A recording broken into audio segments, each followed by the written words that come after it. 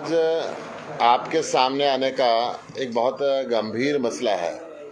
Bharatiya Janata party के समालका से उम्मीदवार अशोक कुच्छल जी, जिस मुकदमे में पहले 1 साल जेल काट चुके हैं, गंभीर अपराध जिनके ऊपर लगे हुए हैं और एफआईआर दर्ज हुई समालका पुलिस स्टेशन के अंदर। इसके सेक्शन में आपको बता दूं 109, 115, 116, 120 बी, 195, 211, 384, 388, 389, ये सारी जो कोर्ट की प्रोसीडिंग आज की तारीख में चल रही है, जिसमें 10 साल से ऊपर की सज़ा हो सकती है, ये सारी उन्होंने छुपाई है, अपने नॉमिनेशन में नहीं भरा। तो उनका नॉमिनेशन रद्द करने के लिए हमने आज हरियाणा के मुख्य चुनाव आयुक्त को अपील की है। धनपत सिंह जी को मैं खुद व्यक्तिगत स्तर पे भेज चुका हूँ कि ऐसा गंभीर अपराध जिसके ऊपर 10 साल से ऊपर की सज़ा हो सकती है और जिसके लिए कानून के अंदर मना है कि वो व्यक्ति चुनाव नहीं लड़ सकता, ये सेक्शन 21M ये चिट्ठी हमने लिखी, section 21M Haryana municipal act ये है। Further section 21M of Haryana municipal election rule 1978 clearly disqualify any person from contesting the municipal election for president and member who has been convicted, number 1, or charge have been framed against him by a court in a criminal case for an offence punishable with imprisonment for not less than 10 years। ये section 120B के अंदर ये आता है और समालका के first class magistrate की court के अंदर ये केस पेंडिंग है, जहाँ पे चार्ज फ्रेम हो चुके हैं, एविडेंस पे ये चल रहा है।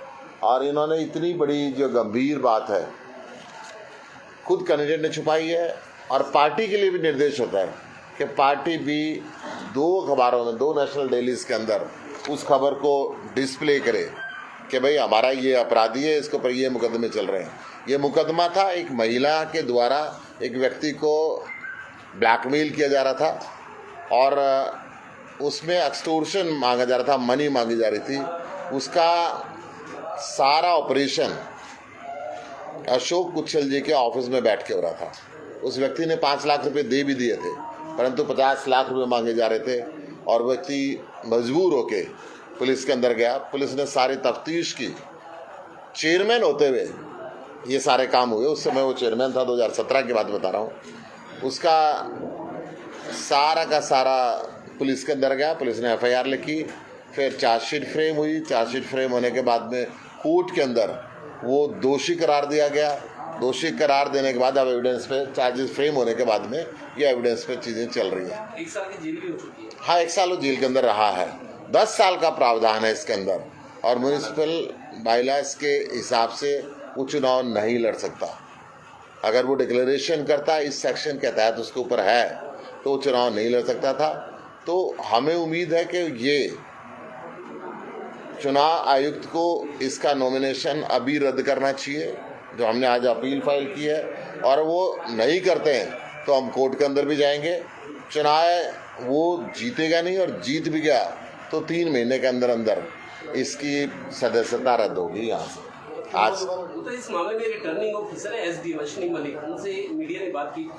वो कहते हैं कि इस स्टेज पे नॉमिनेशन विड्रॉ नहीं हो सकता, ना उसको हम रिजेक्ट कर सकते। लेकिन ये है कि जो कानून कहता है इफ ही गेट्स इलेक्टेड, अगर वो चुने जाते हैं तो उसी दिन से 5 साल के लिए डिस्क्वालीफाइड हो जाएंगे। मतलब उनको घर बैठना पड़ेगा, एक दिन भी काम नहीं कर पाएंगे। अब ये हो सकता है। हमारा इस पे बहुत गंभीर आरोप खट्टर सरकार पे और प्रशासन पे भी है, क्योंकि ये लोकल कोर्ट में मामला चल रहा है, समालका कोर्ट में मामला है। क्योंकि एफआईआर दर्ज लोकली हुई है, यहाँ पर हुई है, तो ऐसा पॉसिबल नहीं है कि लोकल प्रशासन के संज्ञान में ये सारी चीज़ें ना हो। हमारा प्रशासन पर साफ साफ मिलीभगत का आरोप है। खट्टर सरकार ने और बीजेपी ने प्रशासन का दुरुपयोग करके ज़बरदस्ती ऐसे व्यक्ति को चुनाव लड़वाया और मतदाताओं के साथ धोखा किया। जब आपको पता है कि वो चुन कर के एक दिन भी काम नहीं कर सकता है, जब आपको पता है कि वो ऐसी धाराओं में जेल में रह चुके हैं कि चुनाव नहीं लड़ सकते हैं, उसके बावजूद उनके नॉमिनेशन को एक्सेप्ट करना, भरवाया जाना और उसके बावजूद ये कहना कि उनको पहले डिस्क्वालीफाई अब नहीं किया जा सकता क्योंकि प्रोसेस ऐसा कहता है। प्रोसेस तो ये भी कहता था कि उनका नॉमिनेशन एक्सेप्ट ही नहीं होना चाहिए था। प्रोसेस तो ये भी कहता था, ज़रूरी नहीं है कि कोई बाहर से ही शिकायत करता है। जब लोकल वहाँ पर जो ऑफिसर्स हैं वो एक्सेप्ट कर रहे हैं, स्क्रूटनी कर रहे हैं, तो लोकल थाने से, लोकल कोर्ट से क्या उनके पास जानकारी नहीं थी? ये तो सर्वविदित मामला था कि अशोक उच्छल जी पे ये मामला चल रहा था, उनके ऊपर ये आरोप लगे थे, अखबारों में छपा था, सब कुछ हुआ था। तो क्या लोकल प्रशासन को इसकी जानकारी नहीं थी? हमारा आरोप सीधे सीधे ये है कि बीजेपी ने और खट्टर सरकार ने प्रशासन का दुरुपयोग करके मतदाताओं के साथ धोखा किया है। और हमारी अपील है मतदाताओं से कि ऐसे व्यक्ति को जिसका कि रद्द होना निश्चित है कि वो इस पद पर काम नहीं कर सकता, उसको वोट देके अपना वोट बेकार न करें। भरत सिंह छोकर जी बहुत ही सुलझे और ईमानदार व्यक्ति यहाँ से खड़े हुए हैं, उनको अपना वोट दें और इस तरीके का जो बेईमानी चल रही है, जो भ्रष्टाचार चल रहा है प्रशासन में, उसको खत्म करने का एक मौका जो आपको मिला है उसका पूरा इस्तेमाल लोगों को करना चाहिए। गुप्ता जी 5 दिन रह गए मतदान को, आपको लगता है कि आप बहुत लेट हो गए, पहले आ जाना चाहिए था आपको इस तरह की प्रेस कॉन्फ्रेंस करने के लिए? देखिए, पहले भी एक इस पे शिकायत हुई है, आरटीआई एक्टिविस्ट हैं, उन्होंने एक फॉर्मल कंप्लेंट इस पे की है, उस पर कोई नहीं, मैं वही कह रहा हूँ, वो कंप्लेंट अभी भी पेंडिंग है, अभी भी वो चुनाव आयोग के पास कंप्लेंट पेंडिंग है, उस पर कोई एक्शन नहीं हुआ, इसलिए हम लोगों को अब सामने आना हाँ, वही मैं कह रहा हूँ कि नोटिस और जवाब ये तो खाना पूर्ति है, दिखावा है। जब आपको मालूम है कि ऐसा केस है तो नोटिस किस बात का दिया जाता है? नोटिस तो इस बात का दिया जाता है कि आप इस पे जवाब दीजिए कि क्या ऐसा है कि नहीं है। आपको तो मालूम है कि है, समालखा कोर्ट में केस चल रहा है, सारी जानकारियां, सारी एफआईआर आपके सामने है, प्रशासन के सामने है, तो इस पर नोटिस इश्यू करने का कोई इस पर तुक नहीं बनता है। और अगर इसको प्रशासनिक चीजों में उलझाया जा रहा है तो वो अपने आप में बताता है कि कहीं ना कहीं कवर देने की कोशिश हो रही है।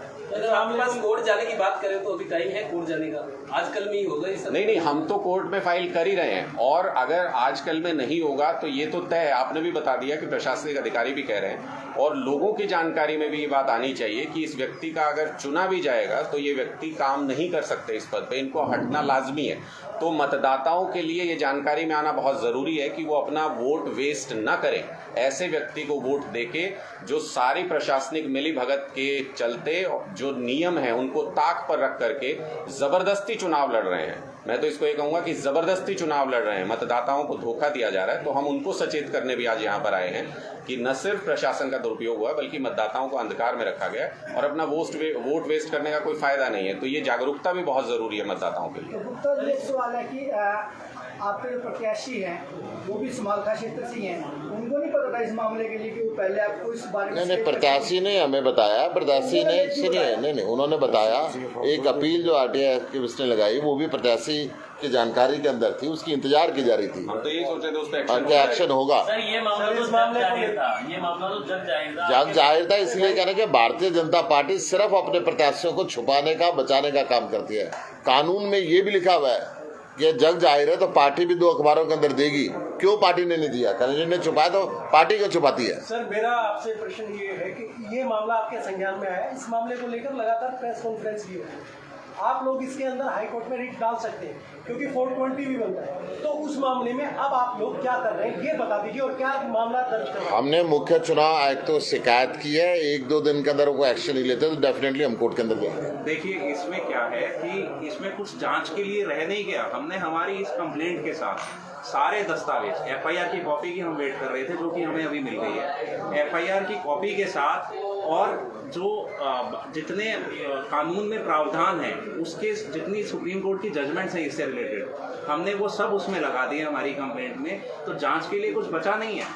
और हमने जो अशोक उच्छल जी ने अपना एफिडेविट फाइल किया था उसकी भी कॉपी लगा दी है, तो सब कुछ जग जाहिर है और सब कुछ दस्तावेज में है, कुछ अब जांच के लिए बचा नहीं है। तो हमें चुनाव आयोग से हमने जो ये कंप्लेंट लगाई है इस एक्सपेक्टेशन के साथ लगाई है कि जल्दी ही इस हमारी कंप्लेंट पर कार्रवाई होगी और उनका चुनाव आज या कल में चुनाव आयोग रद्द करेगा। और अगर चुनाव आयोग रद्द नहीं करता तो हम इलेक्शन पिटीशन के जरिए हाई कोर्ट जाएंगे और हमें उम्मीद है कि हाई कोर्ट से हमें न्याय मिलेगा और जनता को, मतदाता को भी जो एक उसका राइट है ये जानने का कि जो उम्मीदवार चुनाव लड़ रहा है उसके खिलाफ किस तरीके के आपराधिक मामले हैं, अगर वो नहीं देता तो माननीय उच्चतम न्यायालय ने ये भी बार बार कहा है पिछले कुछ समय में जो जजमेंट्स आई हैं कि ये freedom of speech and expression जो कि कॉन्स्टिट्यूशन ऑफ इंडिया में एक मतदाता का अधिकार है उसका उल्लंघन करता है वो उम्मीदवार। हरियाणा में तो इलेक्शन कमिश्नर की पोस्ट है, चीफ इलेक्शन कमिश्नर दिल्ली बैठे, सेंट्रल बोर्ड में आपने सीईसी में शिकायत की है? हमने दिल्ली भी करी है और यहाँ जो हमारा election commission election commission election commission दोनों में दोनों जगह की है। वहाँ पर भी दिल्ली में भी करी है, chief election commissioner of India को भी, और जो पंचकुला में हमारे गणपत सिंह हैं। गणपत सिंह जी हैं स्टेट के जो इलेक्शन कमिश्नर हैं, हाँ जी, उनको भी करी है। आप लोग इसकी तय में गए हैं, पीछे गए हैं कि ये जो मामला हुआ है इसके ऊपर क्यों दर्ज हुआ? मैंने संजय बेनीवाल जो दूसरा है इसमें 376 का मामला, उसके ऊपर भी दर्ज था, और 376 के मामले के बाद ये महिला आई और फुक्शन उसकी सेटिंग में आया, ये उसमें जाके फंसा। संजय बेनीवाल के खिलाफ कोई भी नहीं बोल रहा, उनके ऊपर कब्जे के ऊपर भी कई आरोप लगे हुए हैं। अच्छा, रेलवे रोड पर भी कई कब्जे की दुकान है, उनका वो कर रहा है। 376 जैसा गंभीर मामला भी उनके ऊपर उसने भी छुपाया है। देखिए, हम तो उस व्यक्ति के बारे में बात कर रहे हैं जो पब्लिक लाइफ में चुनाव लड़ने के लिए आया और चुनाव के नियमों, वो चुनाव ही लड़ रहा है। मैं वही कह रहा हूँ, जो पब्लिक लाइफ में चुनाव लड़ने के लिए आए उनकी FIRs की कॉपी हमारे पास मौजूद है, और उन्होंने ये डिक्लेयर नहीं किया, आपने चुनाव का जो उन्होंने पर्चा भरा उसमें डिक्लेयर नहीं किया। हमारा, मैं यही कह रहा हूँ, तो उनके खिलाफ भी कार्रवाई होनी चाहिए, मेरा कहना सिर्फ इतना है कि अगर इस तरह की जानकारी छुपाई गई, जैसे हमारे किसी कैंडिडेट पर अगर मामूली FIR भी है, किसी प्रदर्शन की FIR भी है, तो हमने वो जानकारी बाकायदा अखबारों में पब्लिश की है, और हमने वो जानकारी कैंडिडेट की तरफ से भी पब्लिश हुई है, पार्टी की तरफ से भी पब्लिश हुई है। तो अगर मतदाता को जानने का अधिकार है कि वो किस कैंडिडेट को वोट देने जा रहा है, तो उसको ये जानने का भी अधिकार है कि यहाँ समालखा में जिस कैंडिडेट को वो वोट देने की सोच रहे हैं, या उनके सामने एक ऑप्शन के रूप में वो उम्मीदवार मौजूद है, वो इस पद के लिए चुनाव लड़ ही नहीं सकता।